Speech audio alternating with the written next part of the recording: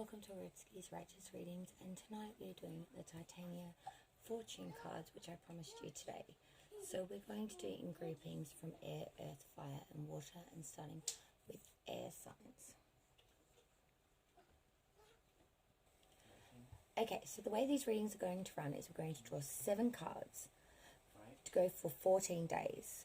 So that will run from July 1st through to July 14th. So each card will represent 2 days of the week. So the first card will represent the first 2 days, the second card, days 3 and 4, third card, days 5 and 6, and so on and so forth. So we're going to start in groupings. So we'll start with air first. So we'll pull 7 cards for Gemini's energy first.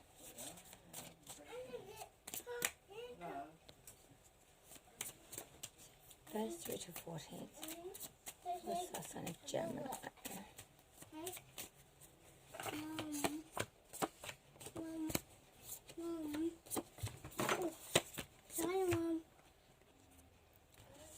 So the first card is the dog. So that stands for friend or friendship.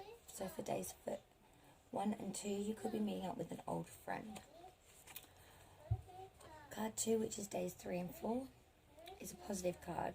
It's a place where you may meet a friend or business or office associate. It is essentially somewhere people can meet and come together. And of course, the third card is an occult card. It also means religious-based beliefs. So that stays 5 and 6 energy. 7 and 8, which is cards 4, well it should be card 4, out came 2.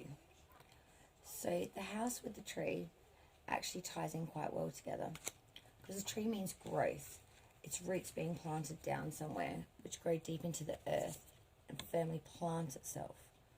Then when you mix that with, of course, the house meaning home-based interests, or anything to do with home such as material items, it means that you're going to have growth in the home. That could mean buying a home or purchasing of items for the home. So that stays 7 and 8. Fifth card is the mountain card. So this could mean travel. It could also mean an issue that you have to overclimb or go over to get to the other side of.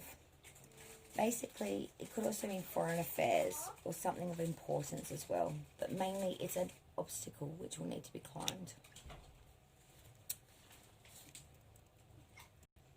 Sixth card, which is days 11 and 12, is the Lily, which is a bright card, meaning one's professional life. Can also indicate illness, possibly.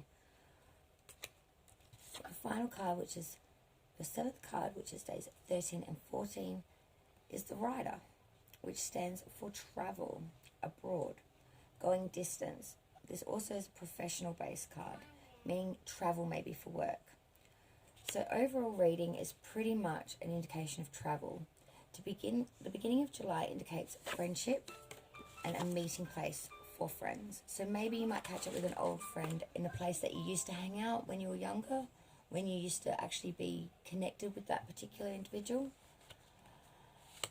And then, as I said, with the house and the tree, so there's growth in the home. So whether that's renovation, space, material, or purchasing of a home, maybe your friend is part of that. Maybe you're going in a contract with a friend in some sort of property. That's the other thing as well. And that could be part of the obstacles you have to face, which therefore is taking you abroad with the Rider. So that's kind of what I'm seeing in that 14-day sort of first half of July month for you. So I hope that helps with guiding you with what could be happening within that 14-day period.